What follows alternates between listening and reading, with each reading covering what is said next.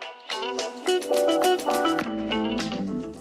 everybody, this is Tracy here for another edition of A View from Tracy's Point, and we are here to recap Greenleaf Season 2, Episode 7, which was titled Back to Trouble. So only one episode before the mid-season finale, and according to my Facebook timeline, people are ready for Gigi versus Uncle Mac saga to come to an end. And I agree, it's kind of like going on a little bit too long and it's really exhausting. But then on the flip side, it shows you what happens in real life when you hold on to grudges and you try to go after revenge of other people and let it, instead of letting God do his will and do his work. And so most of the time, it just becomes a burden on the person that's trying to get back. And the person who they're trying to get back at has gone on with their life and isn't really giving it much thought. So what I am more interested in is what type of woman dates a man who has been accused of being a serial child molester. And I mean, like, right after he's been accused, he's still embroiled in the court battle, and then you're going to start a relationship with him and then start getting upset and being jealous and doubting, when people are texting and calling him. And I'm just thinking, Miss Lorraine, you just too old for this foolishness. So Grace is obsessed with getting revenge on Uncle Mac, that she's been doing the whole season. And so she's starting to have nightmares that she's returning to town and she's talking to the driver. Remember the opening scene from season 1. And then she looks in the rearview mirror and it's Uncle Mac that's driving the car. So of course she wakes up screaming like in horror, like what in the world is going on. So it is the 1-year anniversary of Faith's death, and the Greenleafs are having a private memorial service to commemorate, the passing of her. So Grace comes down to breakfast as her parents are going through photos of Faith, and the bishop says that he and Lady May are in a fragile state, because everybody's like on the edge and sad, remembering Faith. And so Grace exhales loudly like she's over the whole thing. So then Lady May asks, how can she help Grace get through whatever it is that she's going through. So Grace starts asking about the scholarship fund and if there's any other awards or funds that Uncle Mike could have paid people off with. And so her parents are fed up with her and this witch hunt. And so Lady May storms out of the house and says that she will be in the car waiting on the bishop. So the bishop asks Grace, to find whatever it is that can arouse pity in her heart and use it to be still until after the memorial service. Like, girl, let it go and let us do what we need to do. And so in the car, Uncle Mac calls, but Lady May answers the phone instead of the bishop. And so he is calling, to ask about Faith's memorial and what they're doing. But then Lady May asked him, how, I think she said something about him having nerve calling there, after all he's done. And then Uncle Mac continues to plead and say that he didn't do anything to Faith, and Lady May hangs up on him. So at his apartment, Lorraine is there with Uncle Mac, and she lets him know that it was a mistake for him to call, and that, Lady May is just an old hateful woman and she's never going to understand. And so Lorraine is wearing like this Walmart looking knockoff uniform. So I guess she's like a minimum wage worker at a big store, box store or something like that. And so she's headed to work. So she straightens Mike's tie and tells him to call her, after his meeting later on that day. In the next scene with Uncle Mike, he's sitting in a park or something and the mayor comes through. So he gets up and he stops him and he's there to give the mayor the final payment for the judge that's overseeing his case.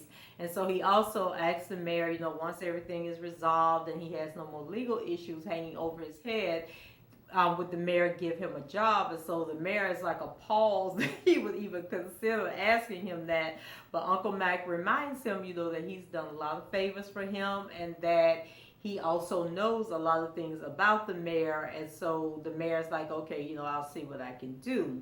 So the scene goes to Grace, and the female investigator is there, at her office at the church, egging her on about this doggone case. And so she's tells Grace that the judge is going to rule on Mike's case probably within the week. And so Grace is upset again because now she feels that Mike is going to get off easy. And so she asks the investigator, why did you come all the way over here to tell me that? You could have said it on the phone. So we notice that the investigator has a big folder in her hand, and she basically tells Grace that the case is closed on her end and there's nothing else that she can do. But as she was reviewing the file, she realized that there was a note in there about this girl who lived in Mike's old apartment building. And so she gives Grace the information and tells her that nobody followed up on it or asked any questions, and so that might be a lead or something that Grace wants to look into.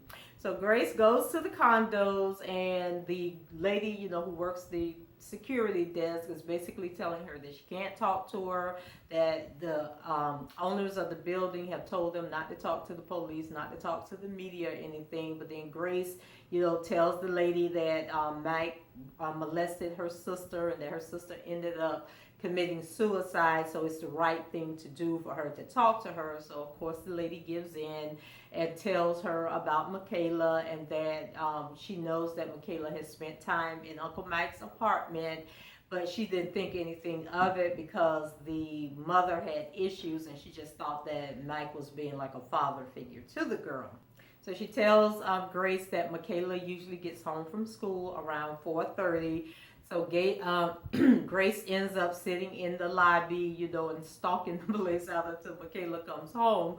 And so when Michaela gets there, she introduces herself and asks Michaela if they can talk. So Michaela is team Uncle Mike all day long, because even though she was nervous and scared, she was standing up for him and saying that he never did anything to her, and that, he was a good person. And so Grace asked her if he had ever did anything to her. So then Michaela got nervous and was like, why are you asking me this? I thought that you said you weren't the police. And then Grace was like, well, I'm not the police, but if he's ever did anything to you, then you should tell me, because he was convicted of being a child molester. He just didn't go to jail. But then if we can take more evidence, then maybe they'll put him in jail this time. I was sitting there like, Grace, did you really just sit there and lie to that little girl? But Michaela held her own and said that she had nothing to tell Grace, that nothing happened between her and Mike, and can she get out this car and go on about her business. So as soon as she got out that car, she called Uncle Mike to let him know that this woman had came by asking questions, but she held her ground and said that he hadn't did anything to her. And so Mike, he's appreciative. And then Michaela starts talking about the mom. Oh, I think he asked her how was her mom doing, and then he also told her that the allegations against him weren't true and not to believe what anybody said. So then Michaela starts telling him about the doctors prescribed new medication for her mom, but just yesterday she went off on her. And then Lorraine walks into the room and starts talking and asking him, how did it go with the judge and everything. So Mike has to end the call with Michaela. So then he tells Lorraine that he was talking to his lawyers, and they were pretty much briefing him on what to say when he goes in to see the judge. And so Lorraine seems to have bought it, and to appease her, Mike offers to take her to some place called Pauline's for dinner. And so when she walks out, Mike was actually on the computer ordering flowers, and so I don't know who the flowers are for. So after Mike and Lorraine return from dinner, he goes into the bathroom, and so a text comes in, and Lorraine hears the phone beeping, and so she goes and pulls it out of his jacket pocket and reads the message. And so when Mike, she goes to the bathroom and confronts Uncle Mike, about who was sending him the text message, and he tells her that it was Sophia. But then Lorraine is like, Grace's daughter, why would she be texting you? And then he says, well, she knows that her mama crazy, so she doesn't believe the rumors about me. So we do still have a relationship. And I'm just sitting there thinking, Mike, you better get a password put on that phone, because Lorraine may be your bigger hindrance than your niece Grace.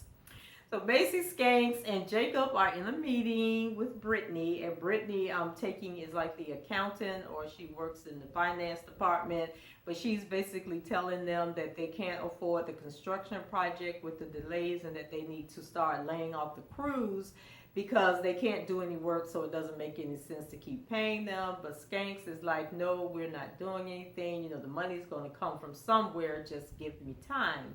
So then after Brittany leaves out, Jacob is like ready to throw in the towel and like, we don't need the second building. Let's lay the crews off and, stop the bleeding.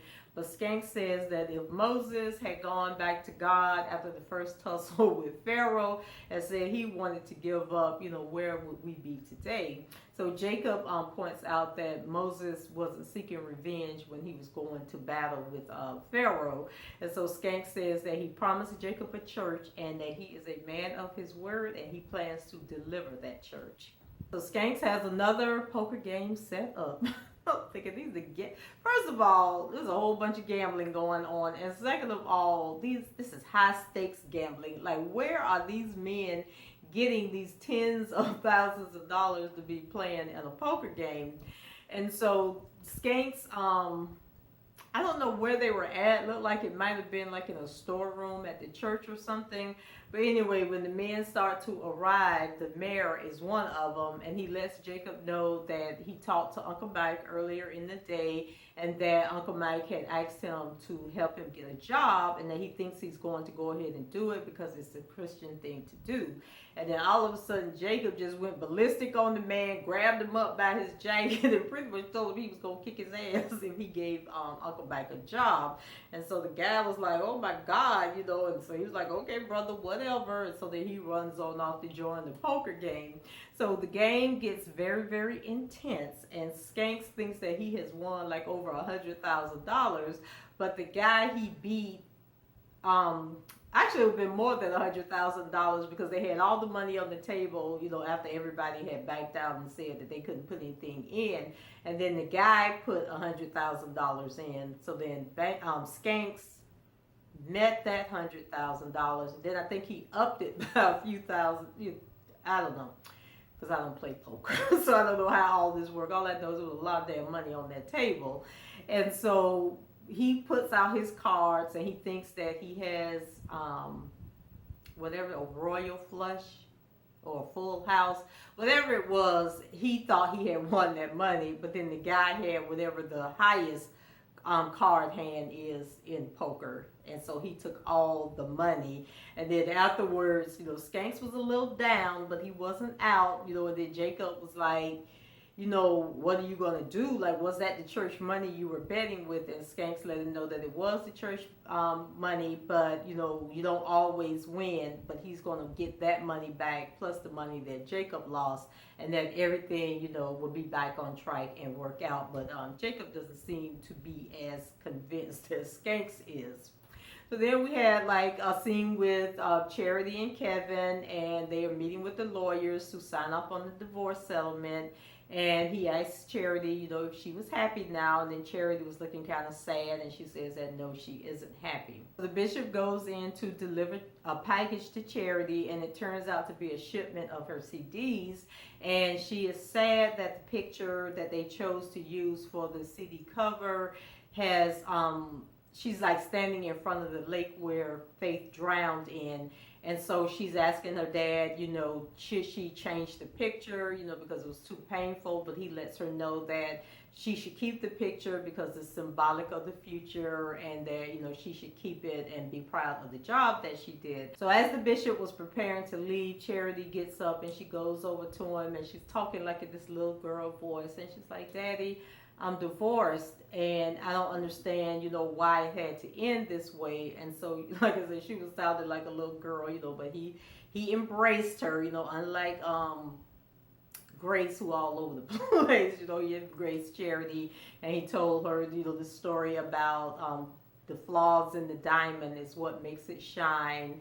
And that, in life, you have to take the bitter and the sweet, but that's what makes you who you are. And then he tells Charity that her future has never looked brighter to him. So after her father leaves her office, Charity goes to see Kevin, but he isn't happy to see her. And he's on the computer trying to find an apartment, and Charity reminds him, that they have to work together, so don't be mad at her. And then Kevin says that, that might change soon. And so Charity seems a little upset that he's thinking about quitting.